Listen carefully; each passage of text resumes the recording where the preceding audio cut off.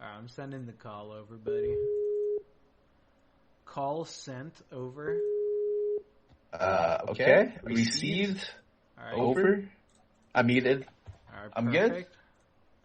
I mean, it's about as close to perfect as we're gonna get, I'm pretty sure. I think we're just about ready. You good then on your I'm good, man. You good? Alright, I'm good. Alright then, let's get it underway.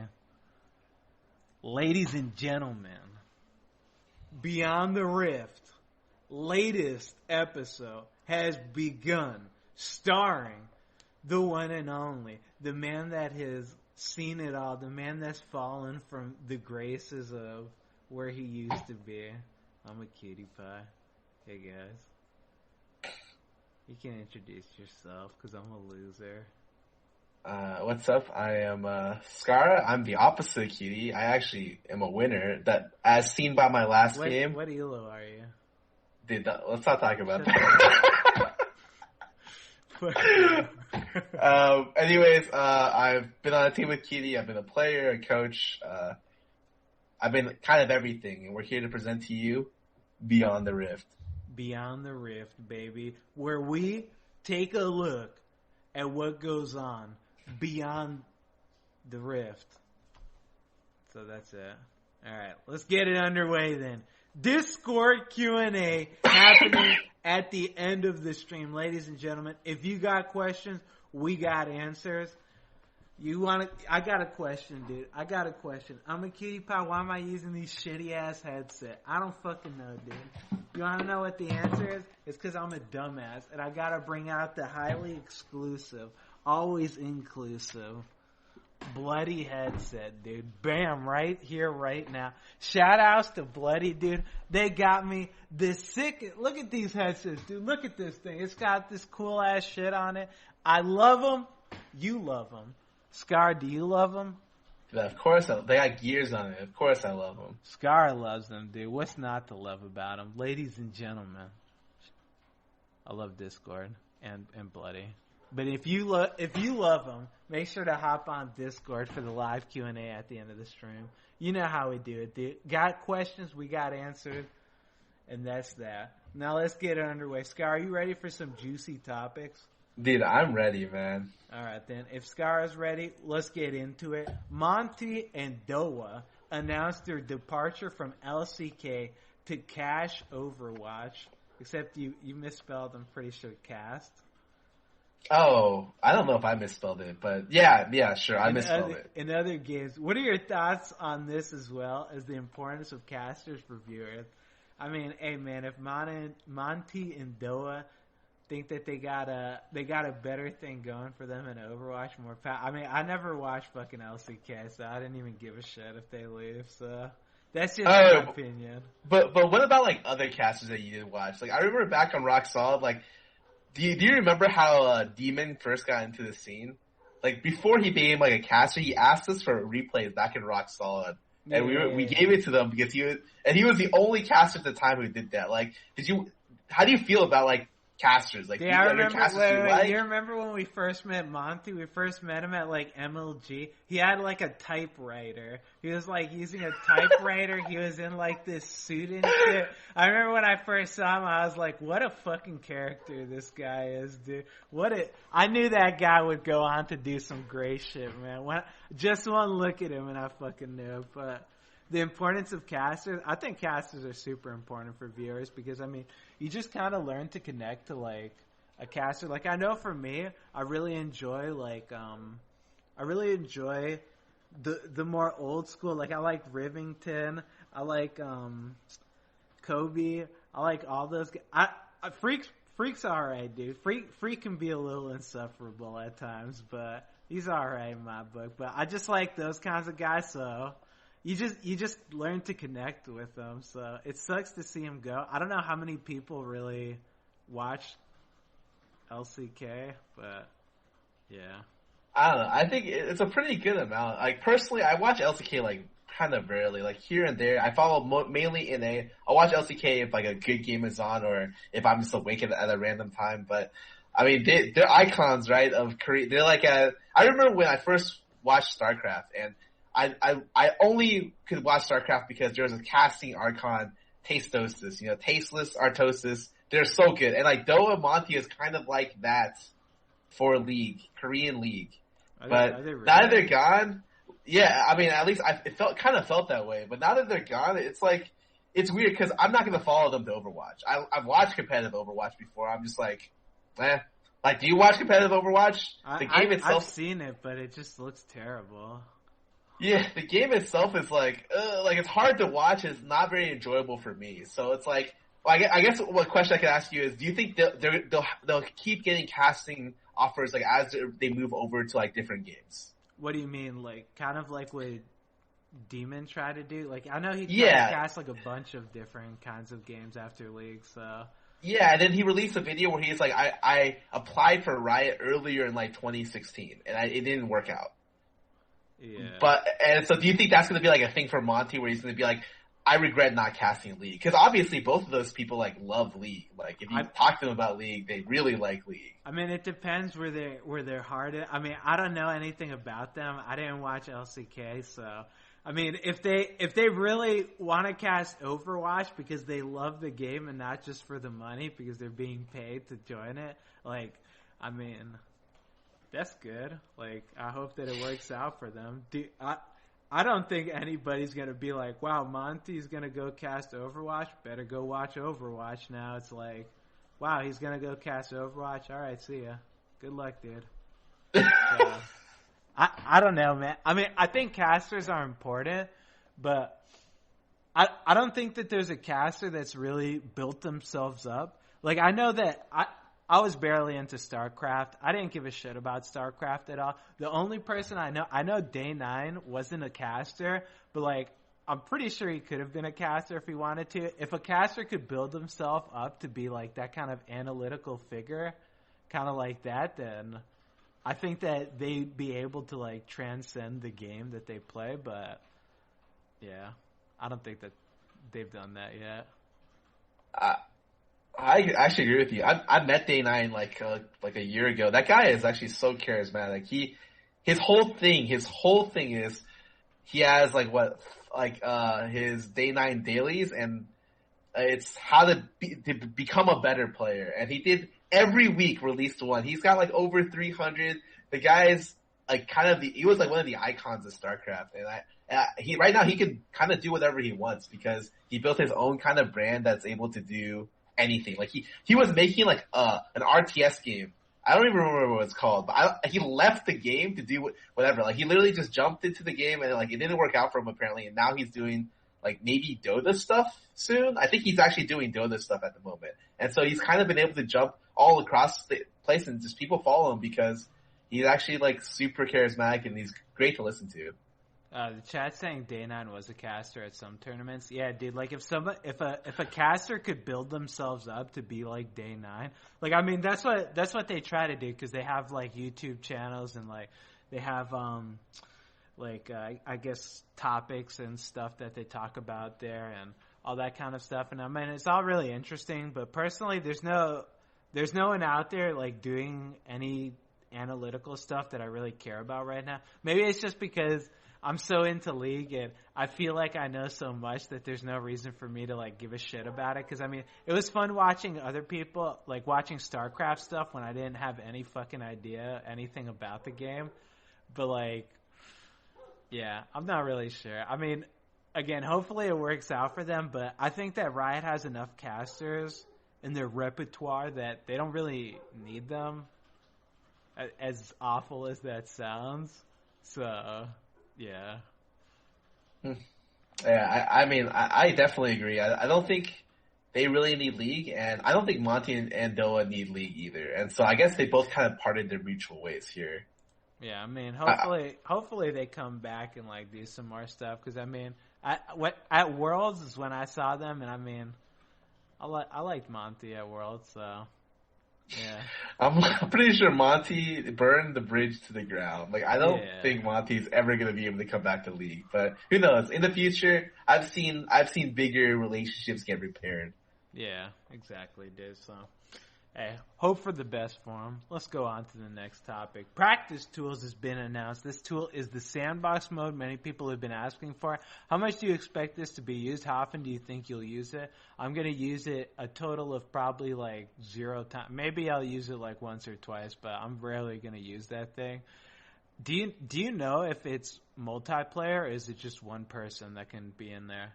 I do not know. I suspect it's just one person.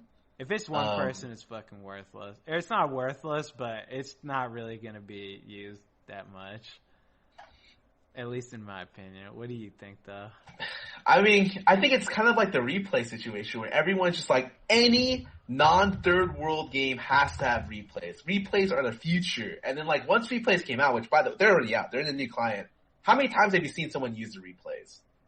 Wait, the replays are already out? I think so. Like they're attached to the new client to where you can rewatch your games in there, and then at least from what I was told, I don't know if they're actually out, but if or when they do come out, I feel like it's like there's a lot of people who are like talking about it, but talking and actually using it are two separate things. So I think the sandbox people have been asking for this forever, and there will be a very very small amount of people who will use sandbox and replays. It's just like, I don't even know if it was worth it for Riot to release those things, but I agree it should be in the game, but I think way more people complain about not having it than would actually feasibly use it. Yeah, I mean, my chat's saying that it's single player for the sandbox mode. I don't know why. I mean, I feel like sandbox mode is something you need to like be multiplayer so that multiple people can like test out different stuff, like test out different like actions and stuff. That's kind of weird that they only made it single player. I'm assuming that they have plans to make a multiplayer later on down the road, but like the only thing I'd really go in there for is to practice like, can this champion flash something? Can he flash Q, flash ulti? Can he like dashing with Lucian E over a wall, except Lucian worthless right now, so I wouldn't even practice it. So like there's not really much that I'd go into like what would you practice in sandbox mode? Yeah, it would just be flashing stuff, and I think if a new champion comes out, I'd like to be able to like play it and see how it is. So I might use it like for like a couple minutes there, and the other thing would be it's like a good way for me to tell people how to get better at practicing CSing, where it's just like, okay, pick a really low AD champion and then don't buy a D-Blade and just CS for like 10 minutes. Yeah, but you could do that in practice games. Oh yeah, but you can speed it up. You can literally fast forward the clock, make the towers invincible, and lock yourself at level 1. Oh, can you really? Yes, and so... Wait, do you level... Oh, okay. Wow, that's actually... Yeah. And so because of that, like when people ask me, like, how do I get better at like, certain aspects of the game, I could be like, you could do this. And if I was looking to play the game seriously, I would do that. Before every single... like game or every single day, I would just start with last hitting for like at least like 15 minutes. Yeah, actually, I didn't realize you could do. Yeah, if you can level lock like the creeps and the and your champion and all that shit, so that would be useful as hell. I never thought about that, but I could see it being used for that, because I remember when I was first starting off, I'd always practice like farming. I think everyone practiced last hitting in like custom games, so that's definitely pretty good.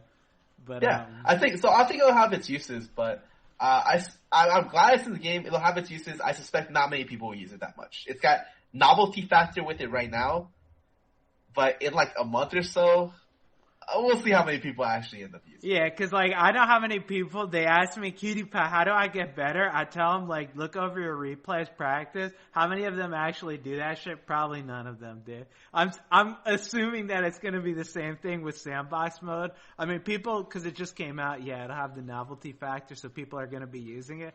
In a month's time, how many people are actually going to be trying to practice consistently? Probably not that many, so... Yeah, I think I'm glad that it came out. If they make a multiplayer, I think a lot more people will use it. But if it's just single player, then yeah, it's kind of worthless in my opinion. But all right, that's that. Let's go on then.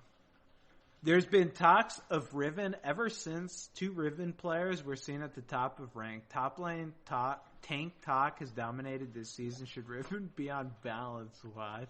Did you come up with this topic, Scar? Dude, I got it. I had to phrase it very carefully. Yes, I did. You've been getting smashed by a Riven or two, dude. No, I'm just asking. I'm just asking, dude. What do you think about Riven? I think that she's whatever. I think she's fucking garbage. The reason I think that she's so high up is she's just a pub stomper, but that's like almost every top lane. Like Jace, Riven, that's all these motherfuckers play top lane. Like if you ban Riven, they just pick Jace. It's just like those champions just take advantage of people that don't play top. And I can tell you that I queue for Phil every game. The role I get most often isn't support, it's top lane. No one plays that shit, dude. So I can only imagine what a top lane main that mains like these pub stomp champions can do with that shit. Because I'm just like, alright, I guess I'll just play Poppy this game. Ah shit, I don't know this matchup. Oh, I lost. That sucks, dude. Like, it's just, yeah, it's pretty stupid. What do you think, though?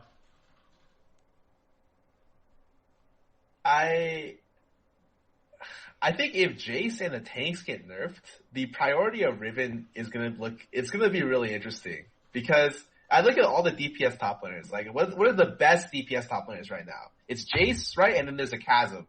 It's like, of like bad DPS top laners.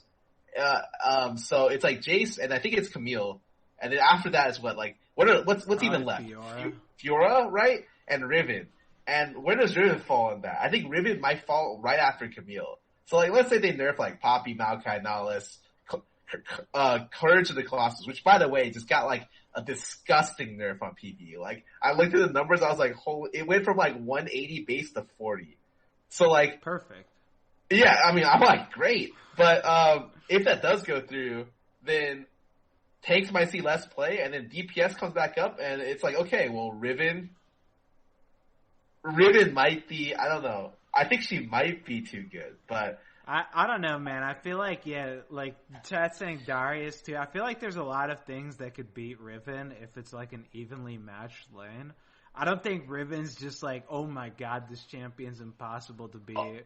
Oh, I mean, I think as long as Exhaust is going to be in the game, and there's, like, a bunch of stuff that just, like, shuts down Riven. Like, I don't think the champion itself is that strong, but when I think about top lane DPS, like, priority, I'm just like, I think Riven's not bad. Like, I think Riven's actually really high up there.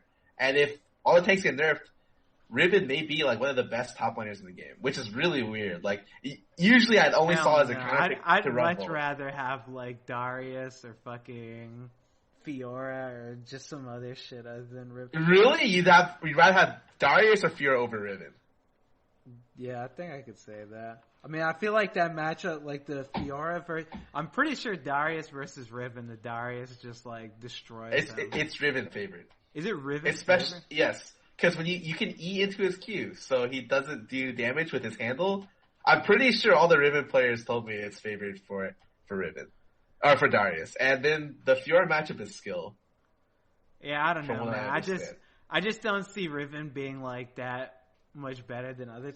Who knows, man? Maybe you're right, but if the tanks got nerfed, I feel like there'd be so many other things that would be pushed up rather than Riven. I just think, yeah, she's just like a pub stomp champion. Like if the top laner if my top laner is like someone that actually plays top, I never think like, oh my god, the Riven's just like way too much, dude. It's like, oh, the Riven's just even, and I mean, she's kind of annoying, but she's not, like, one-shotting anyone, so... Yeah.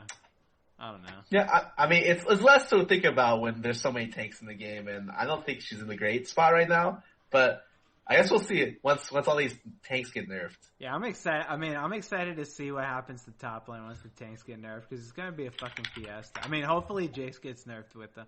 Hopefully Riot's not going to just leave Jace the way that he is, because that champion's like, if you want, like, I don't give a shit about Riven, but Jace is just such a fucking disgusting champion. Yeah, Jace is a champion where, like, I just feel like... Like, I swear to God, all the Riven mains just want you to ban Riven so they could just play Jace, because they've all just taken on to playing Jace, and it's just like that's a champion where if he's even, you're gonna die instantly. If he's slightly behind, you're gonna die instantly. You need to make him go like 0-4, and even then he could probably one-shot you.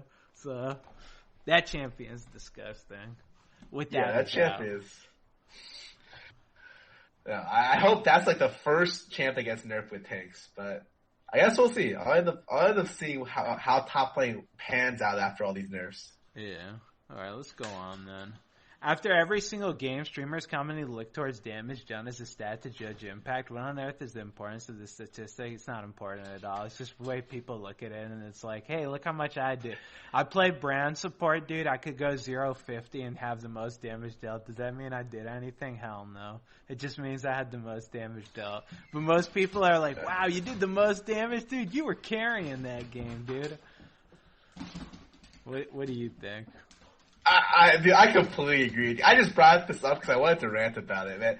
People, after all my games, are just like, Scar, why don't you look at your damage done for that game? I'm just like, I don't care about it. And then people are like, but other streamers look at it every single game. And I'm just like, that's because they like to like, look at their big number and like, think to themselves, oh wow, I'm so good at the game. Like, if I'm playing like a poke champion, I'm gonna get like, and I'm ahead, I'm gonna get like the most damage done for sure. I'm playing like, brand where you do percentage damage, you just AoE people down, you just get like a bajillion damage in your kit.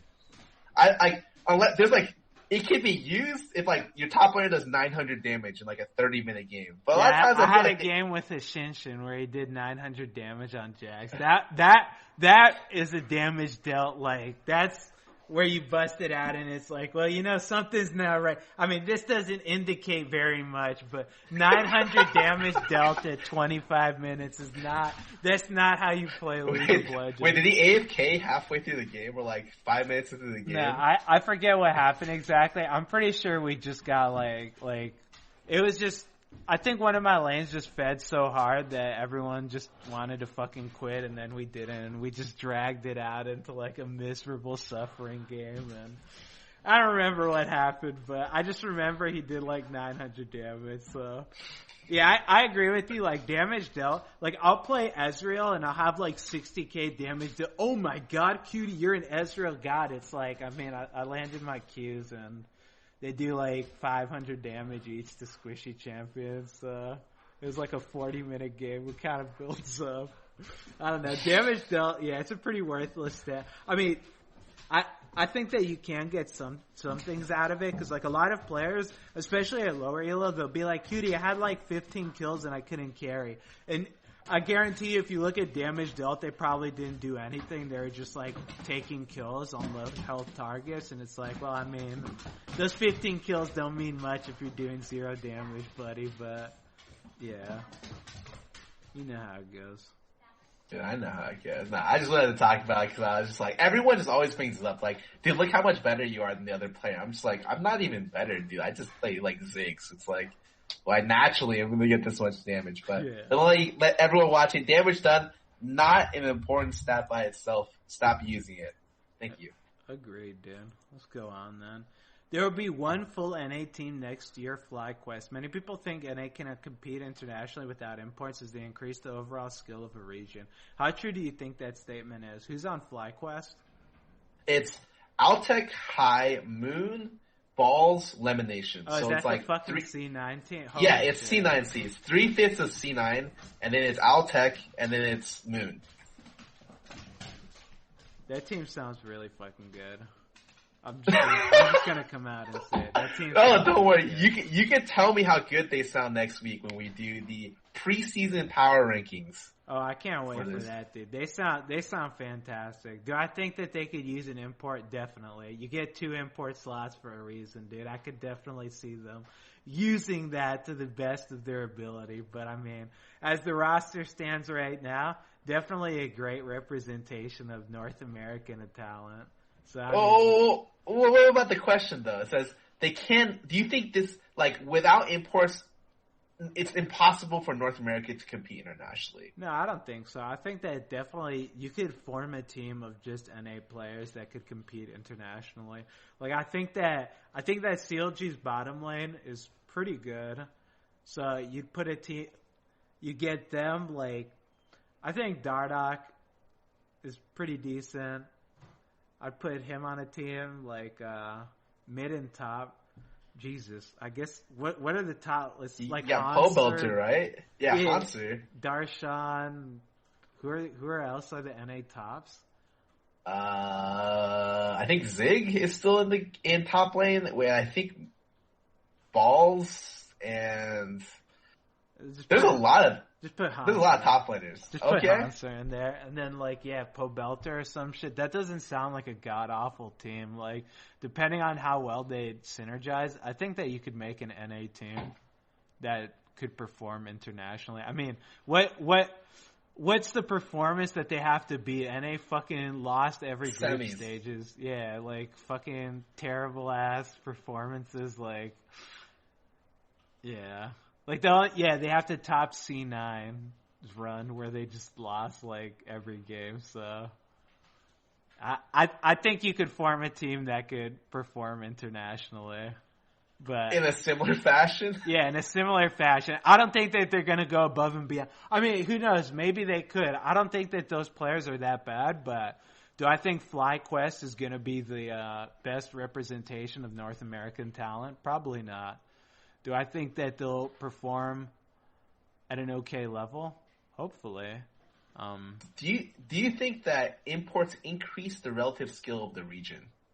I don't. What does that mean? Do you think importing players like Bjergsen have made other mid laners or other players in the region better? I don't think so. Or like importing people like Reinover, who's like the MVP for one of the splits, really good jungler. Do you think him being in the region makes the other junglers much better because of him?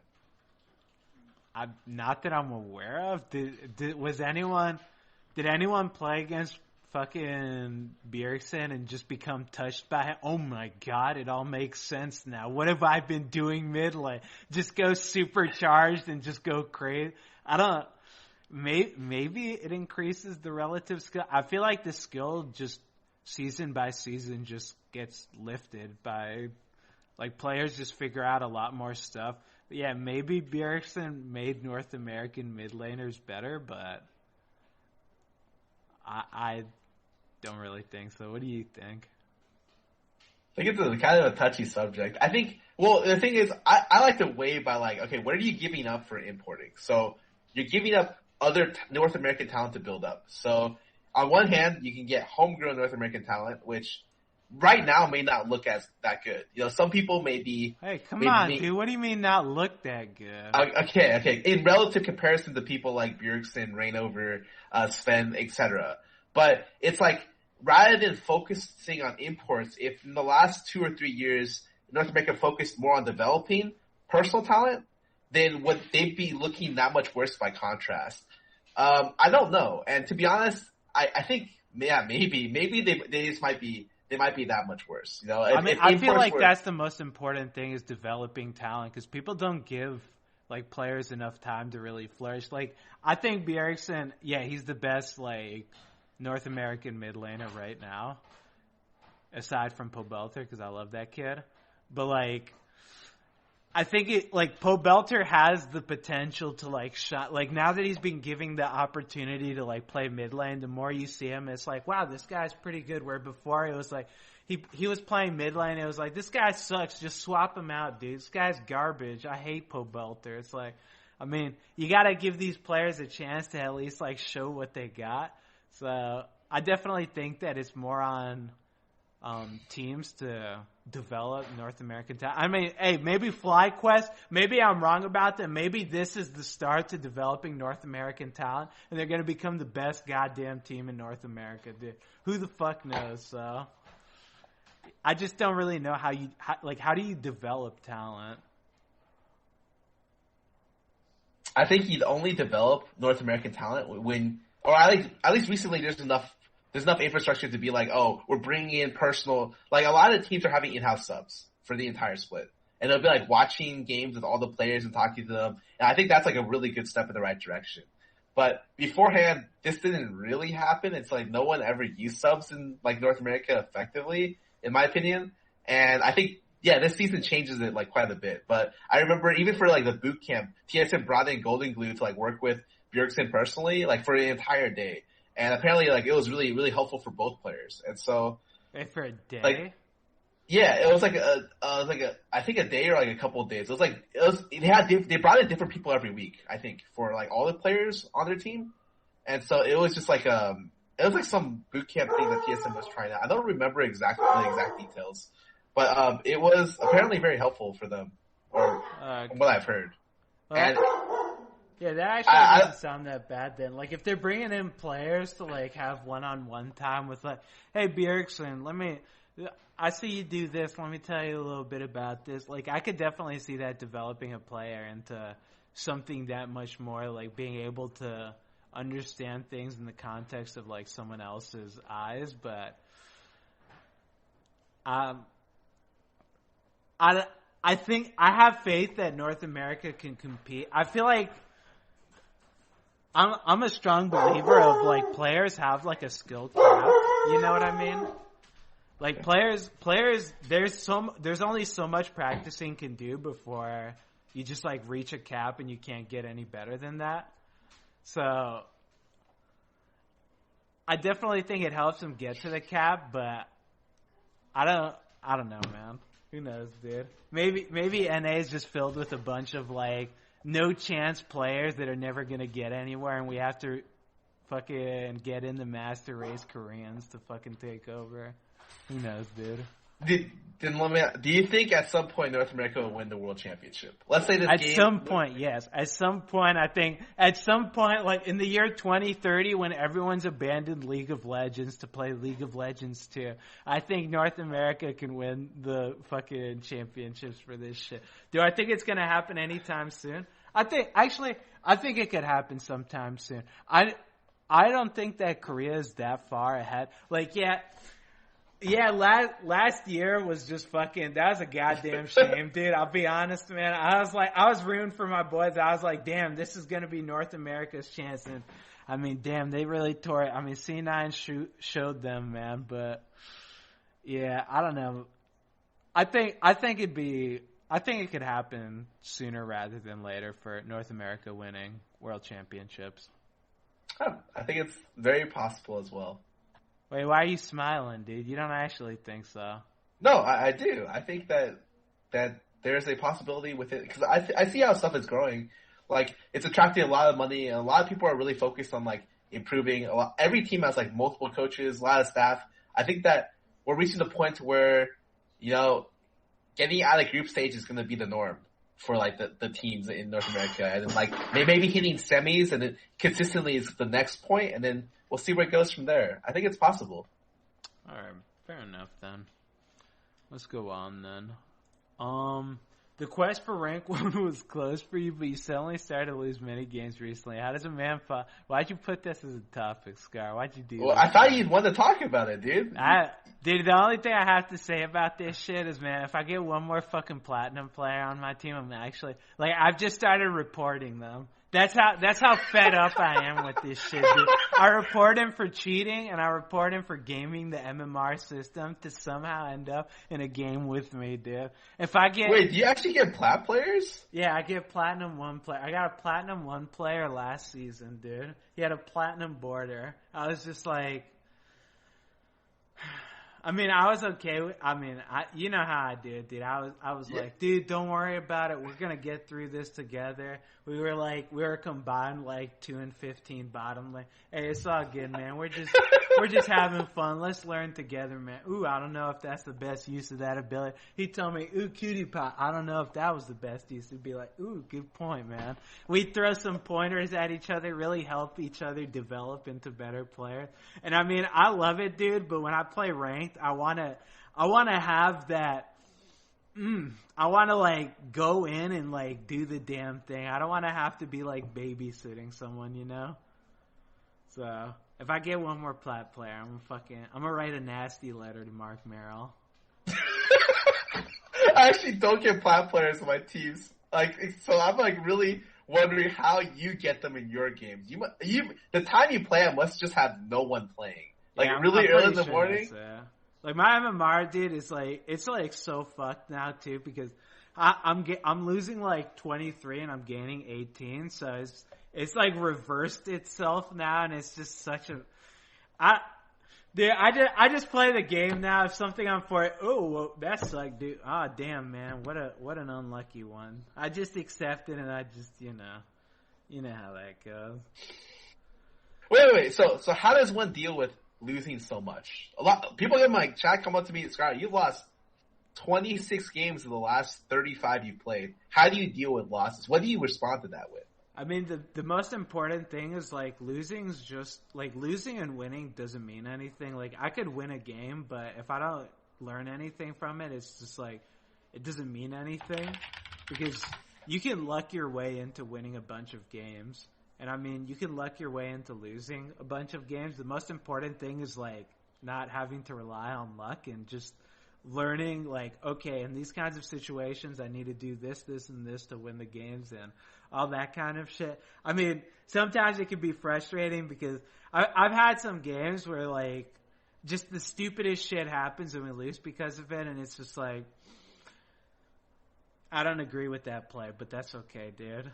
But, I mean, you just have to learn, like, maybe I should have been more proactive to get it to the point where that play wasn't the game-winning decision. Like a lot of the times, like, every game's winnable because you should get it to the point where, let's say you're in a team fight, Fizz misses his fish, and you lose the fight because of it. You can be like, damn, the Fizz missed his fish, we fucking lost because of that. But you should have gotten to the point where the game wasn't decided on Fizz landing his abilities or not.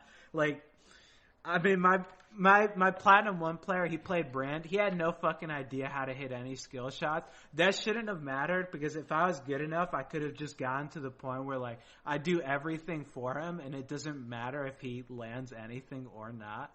So, like, I just have to learn from that loss. Like, okay, if I want to get better and win, this loss doesn't matter. I just have to learn how to trade more efficiently with 1v2ing the lane. So I feel like you forced that last part out a little bit. Yeah. I mean, that's just how it goes sometimes, where it's just like some games can be frustrating, but every game's winnable. It shouldn't matter to you if you go on a loss streak as long as you're, like, learning from each loss. Like, I mean, I'll be honest, I don't learn from each loss. Half the time I'm just like, God, if I get one of these motherfuckers on my team again, I'm gonna fucking let Mark Merrill know I'm not happy with the direction of this game and matchmaking in general. But you know how it goes, dude. You know what my advice to give the people who ask that question is? What? Learn acceptance. Accept that you're going to lose games. Because the best player in the world loses games. Like, you cannot win every game. The best thing to do is you put yourself in the best position to win, and that's all you can ask, right? I think that's the best way to state it because, yeah, you're not going to win every game.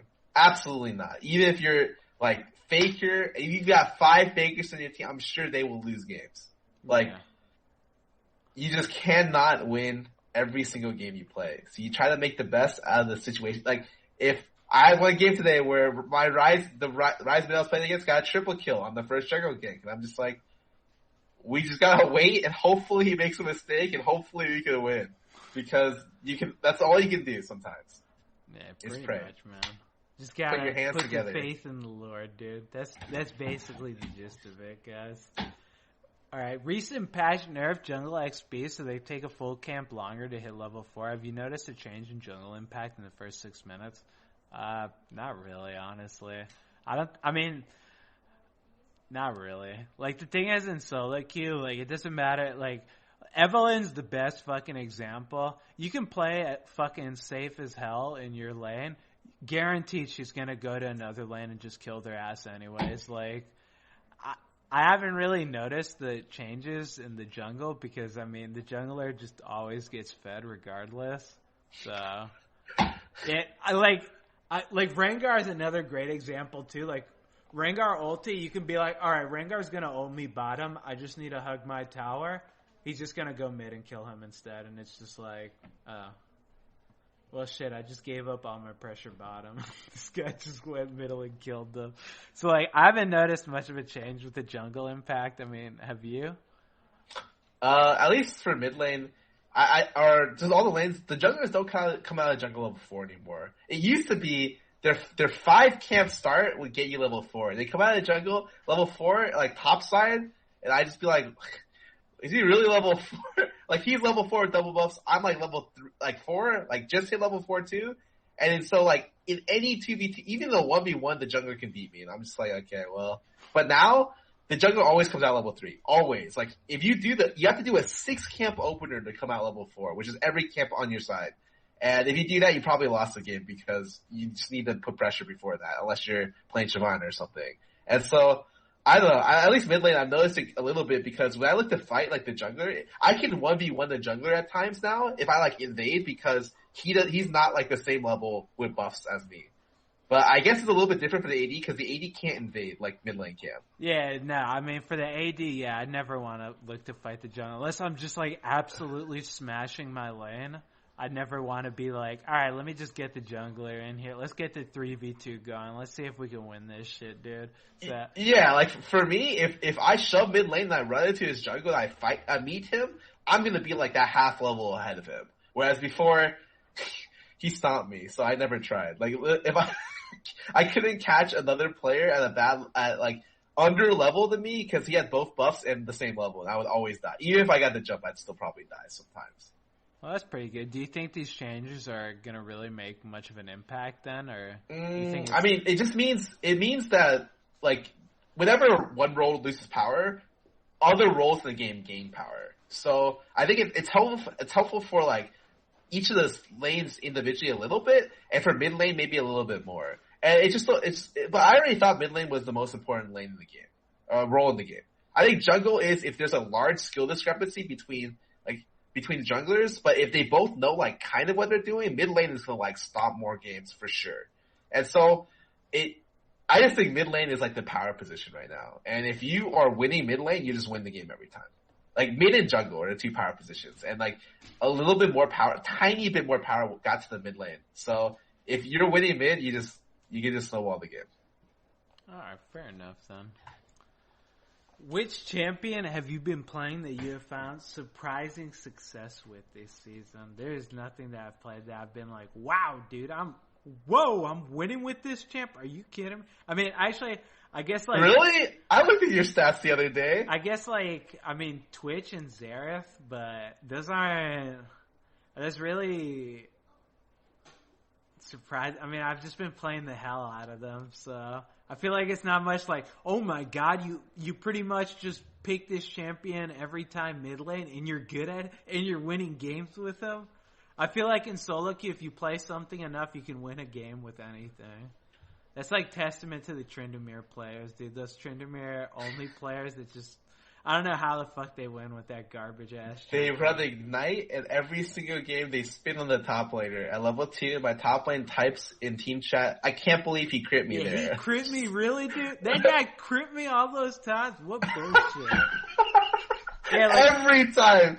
I feel like any champion, as long as you play it enough and you learn like the ins and outs of them, you can like find success with anyone. So, I mean, I guess my two champions would be Twitch and Xerath. Who would yours be?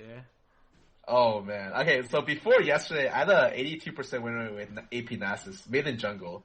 Wait, literally, you have an 82% win rate with that shit? No, it's actually 75% now, but it used to be like how many games? It's my second most play. I'm gonna go check right now. It's my second most play. Actually, I played like a disgusting. Hell? I played 31 games. I'm 23-8, so 74%. Holy legit! Shit. When I play that champ, I don't even think it's very good. But I just win all my games. I'm just like, okay.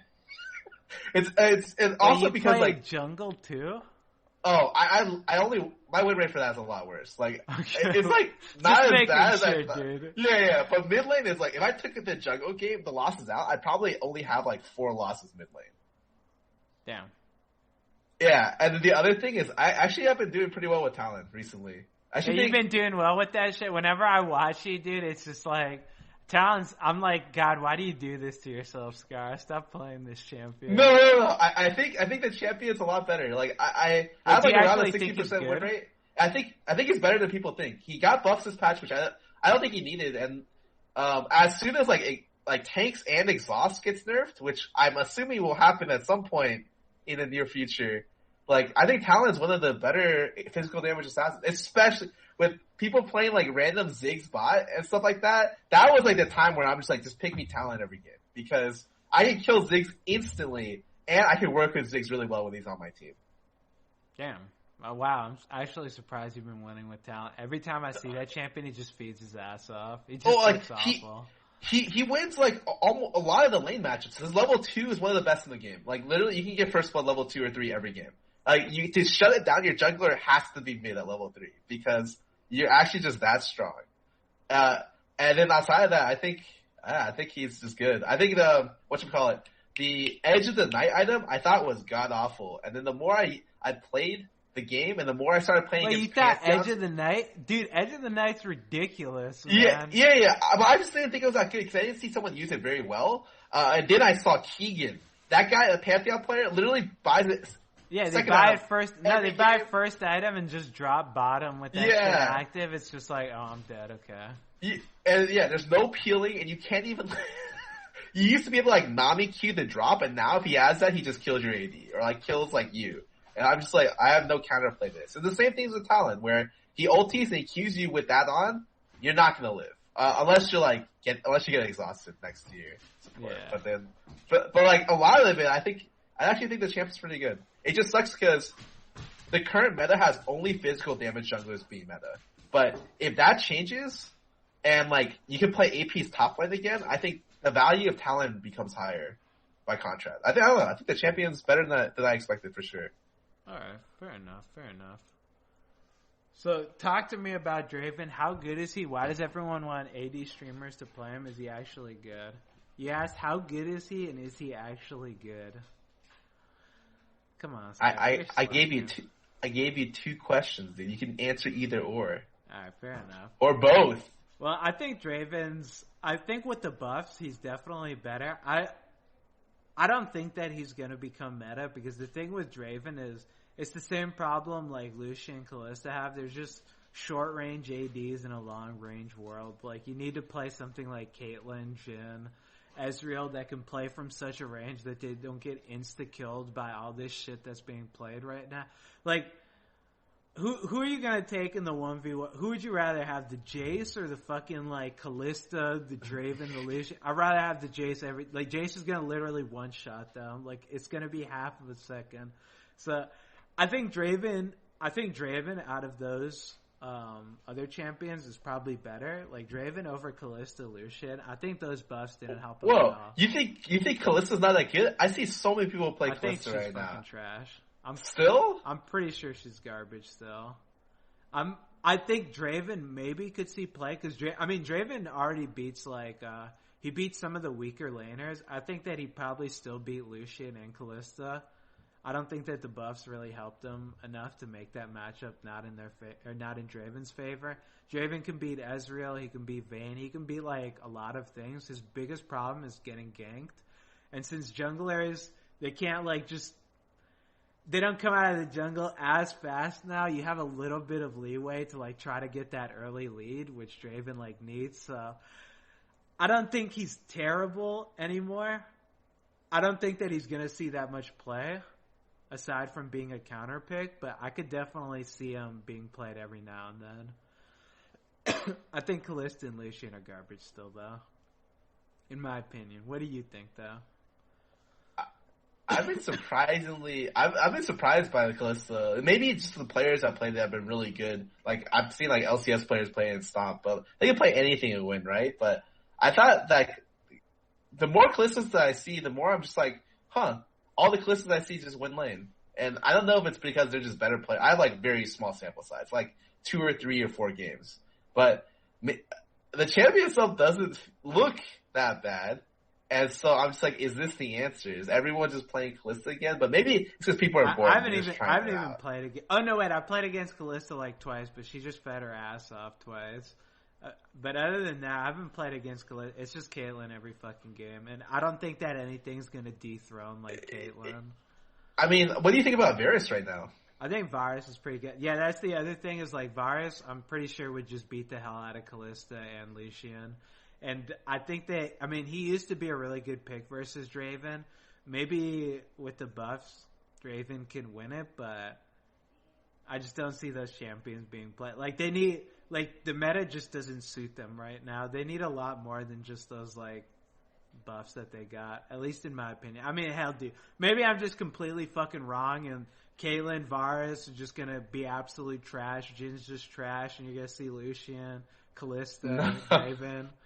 I highly doubt that. Yeah, I highly doubt it too. But like, the meta just doesn't sit. Like tanks are just like. Dude, a tank versus Draven, Lucian, Kalista, it's not even fucking close. I remember when I played against Kalista, yeah, she had like a 3-kill lead. I was a 1-0 Poppy. I just walked bottom, I 1v2 the bottom lane. I just like threw my W up, she tried jumping out of it. She took the damage, stood still, I flash, eat her, and she just died. It's like, okay. I mean, I don't really see low range ADs coming back into the meta anytime soon. Unless, like, yeah, the tanks get nerfed. Okay. Alright then. I guess, and why does everyone want AD streamers to play him? Because they want to see streamers feed their ass off, I'm pretty sure.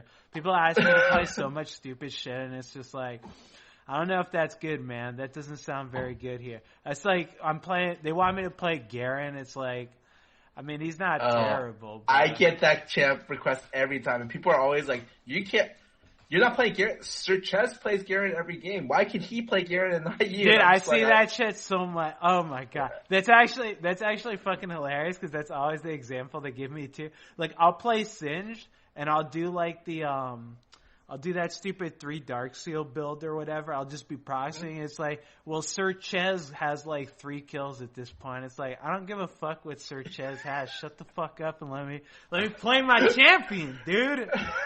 Like, I'm sure Sir Ches is a nice guy, man, but I don't give a fuck what he does. But, you know how it goes, man. We'll just leave it at that, though. We'll just go on to the Discord Q&A, baby. Are you ready, Skara? I'm ready, dude. Are you ready to answer some questions? Because I know I sure as hell am. We're going to have hit me with it. A whole lot of questions to answer, my friends. So I'll start out. My man Poseidon, he put the question up early. Why is it better for ADCs to wait until 3 completed items to build lifesteal? It seems like it would be super useful when taking down tanks. So let me finish reading it. It seems like they would be super useful when taking down tanks so they don't do much burst. Okay, if you don't think tanks burst, you haven't played versus Poppy Maokai, because I'm pretty sure they're going to one-shot you regardless if you have lifesteal. But the reason why you can't build lifesteal is, so let's say, just, Scar, pick a fucking AD. Just pick any of them. I don't care. You're playing Varus. Okay, so you're playing Varus. What are you going to be your first couple of items, dude? I mean, you could go Bork early, and that would be lifesteal. But against the tank who's stacking armor, you're not going to be doing very much damage to him. So, I mean, you might have lifesteal, but like, how much is? I mean, it's like 12%, right, on Bork. It's 12% lifesteal. You're probably doing 50 damage in auto, so you get 5 life back every hit. I mean, that's pretty good, and it might be the difference between winning and not winning. But if you're trading off that lifesteal for like actually being able to kill carries and tanks, then you're probably gonna lose. Like, the biggest problem with AD itemization right now is you're forced into buying these items because you need to be both effective versus tanks and effective versus carries. And like, obviously the lifesteal, if you could buy lifesteal early, it would just make playing against tanks so much fucking easier, because you just lifesteal tank them because they can't just one-shot you. But you can't buy lifesteal early, and that's why people run Warlords right now, is because Warlords is basically like, I mean, you can't buy lifesteal because you have to buy damage if you want to be even remotely effective. And I mean, Warlords isn't that great because, again, like, tanks burst you, so if you get low enough life where Warlords is basically a bloodthirster, you're low enough life that you're gonna get one shot by Maokai. So it's like a really awkward spot right now where, yeah, a lot of people I see, they're like, man, ADCs are so stupid. Why don't you just build a defense? Like, just build the tank item first. Like, build a bloodthirster first item. Why doesn't Caitlyn build bloodthirster first? It's like, I mean, that's a good suggestion, man, but I mean, you should probably try playing AD and then ask why they don't do that. So, holy shit. Yeah, it's just that the itemization is all funky right now. I talked about it before, where it's just like, usually ADs were fine at 2 or 3 items. Like, It used to be the hyper carry got 3 items. You're playing Jinx, you need 3 items or Triss. And then the like team fight, like more mid game champ, Corki, Ezreal, 2 items, and they're god, like they're really good. But now all the ADs need 3 or 4 because when you get to the 3 items fight, this is the funniest thing because tanks are so good right now. You need Last Whisper. There's no other option. You just need it. And if you don't have Last Whisper, then you can't do damage to the tanks. But you trade off your defensive 3rd item for that. So you get 1 hit by potentially the tank, potentially probably the jungler, the mid laner, maybe the support of its brand. So you literally just have to like make trade-offs where it's like you don't want to do this, but you have to because it'll make you effective, and you just have to pray to God to outplay. Yeah, like you very rarely see ADs building defensive items. Like if you watch like Challenger or Pro level ADs, like you'll ask yourself, why doesn't this guy get a Mercurials? These guys have stuns and shit. It'd be so good. It's like if you need to carry, you're not buying a Mercurial. The best way to carry, build more fucking damage. Like that's why AD is kind of, it feels like such a miserable role sometimes. Is it's one of those roles where like you have to build full damage. The reward for building full damage is like you can kill Maokai in 30 hits. And I mean, that feels pretty good sometimes. Like, oh, nice, I finally killed him. I definitely got awarded for building all this shit.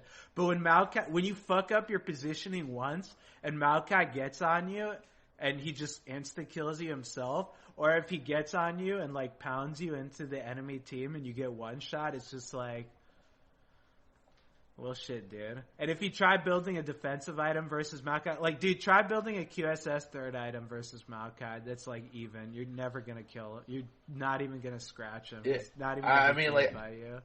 Like if you're questioning how strong tanks are right now, you should watch TD's like last video with the Maokai. Oh yeah, dude, God, that was so pathetic. That one actually hurt me. Just playing that game. Yeah, I was a fucking 7-1 Caitlyn versus like a 0-5 Maokai, and it took me like a good 30 seconds to kill. It shouldn't take 30 seconds to kill a fucking tank that's 0-5, dude. And he shouldn't be able to deal half my life, more importantly. But yeah, like. I would just say, for the people that want to know why don't ADs do this, play AD for like a week, and then you'll have your answer for most questions. Yeah. Alright, let me see.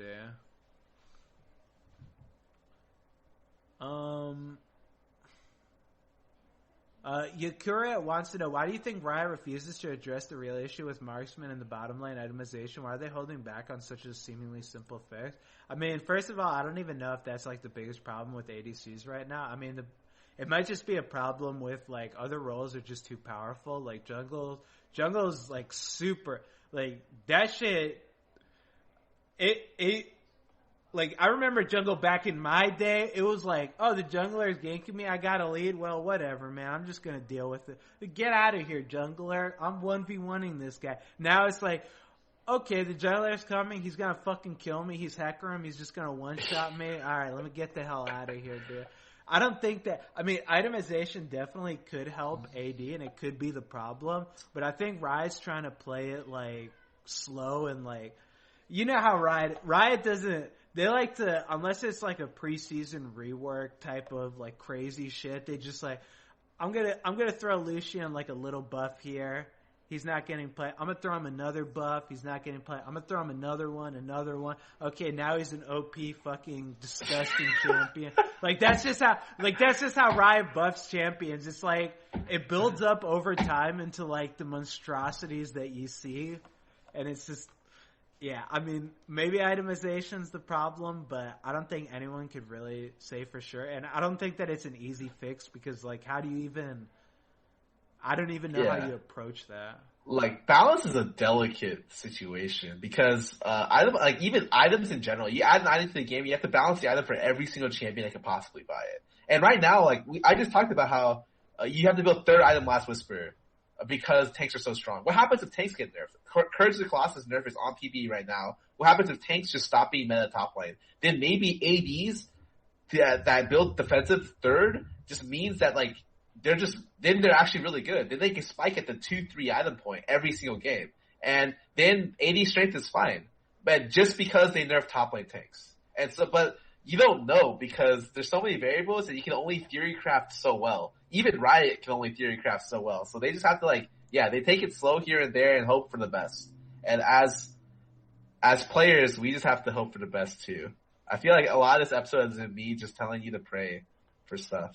Yeah, but like I'd put your hands together. I'd give Riot a little more credit. Like I definitely think that they have some questionable decision making, and I mean, like some of the shit I see, it's just like, man, who the fuck is working on this stuff? Because like I could have told you this shit was gonna be broken as fuck, but like for the most part, they definitely make decent changes. So I mean, I have faith that they'll make more decent changes and make ADC back to being an okay role, but hey, we'll see, man. Maybe I could just be wrong. Regestity wants to know, how much does physical health play into being a professional League of Legends player? Well, I know when we used to be professionals, we'd go to the gym, how often was it? It was like everyone goes to the gym, or everyone has like some sort of like physical workout schedule, because healthy body, healthy mind, that's like truth. Like it makes you, yeah. I was just saying, it may seem hypocritical right now, but I'm just saying that like it actually does help. It just means that you have more energy throughout the day, and so I think it's really important. Yeah, like definitely for like people think like, haha, he's a gamer, he doesn't have to like physically strain himself. Like they might not be physically straining themselves, but it's definitely like a mental fucking workout to be playing these games, because League of Legends is basically like a fucking puzzle game. It's just a bunch of like, okay, I need to make the right decision here. It's a lot of like mental fucking strain on you, and you definitely need a healthy body to not get fucking just like if you're drinking soda every day, just vegging out, fucking on the couch, I'm fucking gonna just play some League now. You're gonna have a lot of trouble. I definitely think that having a healthy body helps a ton with playing League. Like, are there players that aren't at their peak physical condition? I mean, hey, you're looking at one of them right here, dude. Back in my day, maybe, but right now, probably not. But I definitely think physical health plays a pretty large role in it plays a large role in fucking everything you do. So, yeah, that's just my opinion. Same. Let me see. My man.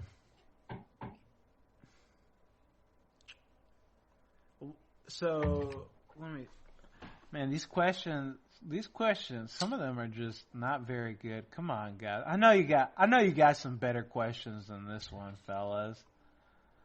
My man Baggin. Alright, my man Baggin, he's directing this one at you. I've been playing a lot of Katarina mid, but I struggle against AD matchups. Any tips, Scara? AD matchups? What ADs go mid lane? Corki?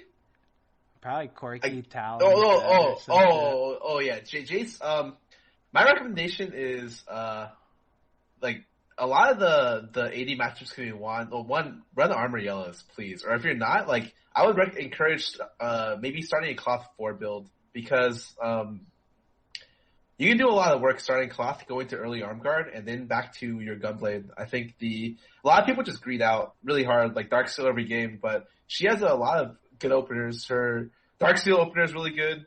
And her Doran's shield opener is really good, and she can also take TP for really hard matchups. So a combination of those two plus Cloth Armor, you should be able to get through almost any lane matchup right now reasonably. There's still some pretty hard, tough counter picks, but you should be able to farm to the point where you're within 10, 15 CS, and then you can just outplay in mid game or team fights or jungle ganks or something.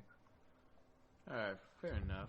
Subverter, how can we bring Graves back into bot lane and revert his rework? That's the only way. He's not a bot laner anymore. You can't shoot through the creep wave and you're too low range.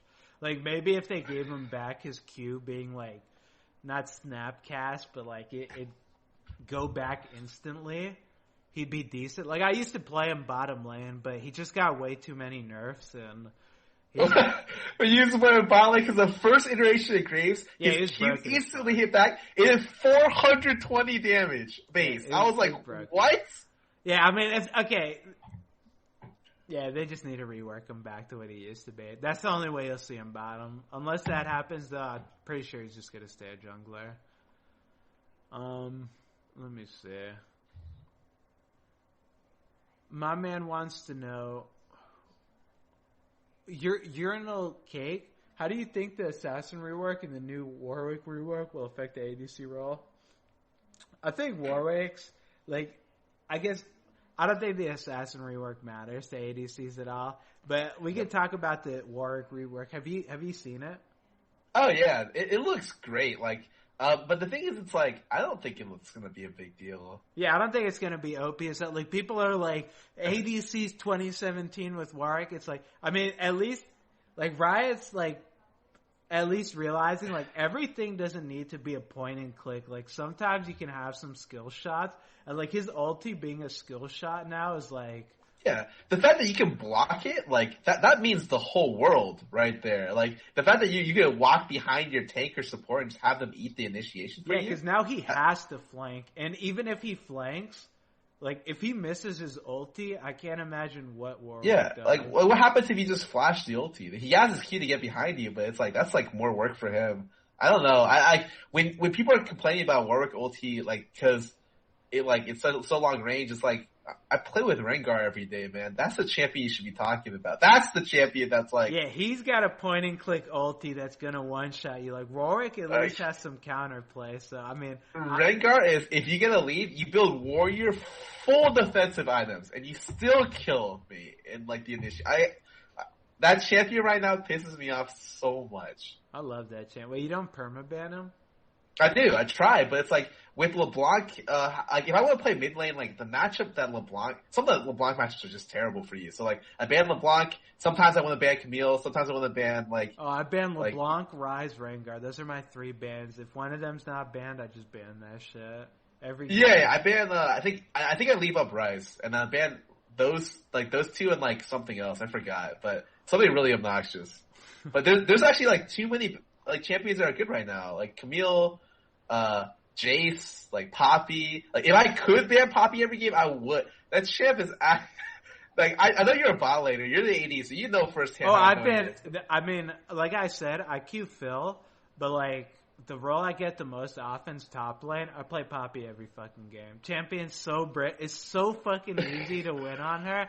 I don't even know what I'm doing half the time. It doesn't even matter. I'll just sit there. I'll just spam Q while they beat on me, tank the creep aggro. It's just alright. I guess I just win this matchup now. It feels so damn good playing Poppy, dude. I love that champ. God, yeah, but I can't wait for them to implement the ban system into ranked. They want to experiment with how it does in the LCS. Experiment by giving it to us right now. I'm so down. The only downside to this kind of stuff is it might take longer to do draft, and it might also it might be bad for one-trick players. But it's if that's what it's gonna be, dude, that's what it's gonna be. Just give me 5 bans so I can ban out all this stupid stuff, and we can have a good game of League of Legends. Amen, dude. I want to have a good game of League of Legends. We're gonna leave it off on that though, because that's gonna be concluding Beyond the Rift, ladies and gentlemen. Thanks for tuning in. I hope you guys enjoyed this wonderful episode with my beautiful co-host Scar. If they want to see more of you, man, where can they find you? They can find me on Twitter at Scara, and they can find me here on Twitch under twitch.tv/Scara. I'll be streaming momentarily after this, maybe take a little bit of a small break. But that's mainly where you can find me. I'll catch you guys later. You can find me over here, same place, same time, same everything, dude. Beyond the Rift happens every Thursday. Definitely tune in if you got the time, fellas, because we're always having a hootenanny over here, man. And we would love if you could join us. But that's going to be it for today, ladies and gentlemen. Thanks for tuning in, and we hope to see you next week. Goodbye. Bye-bye. Bye.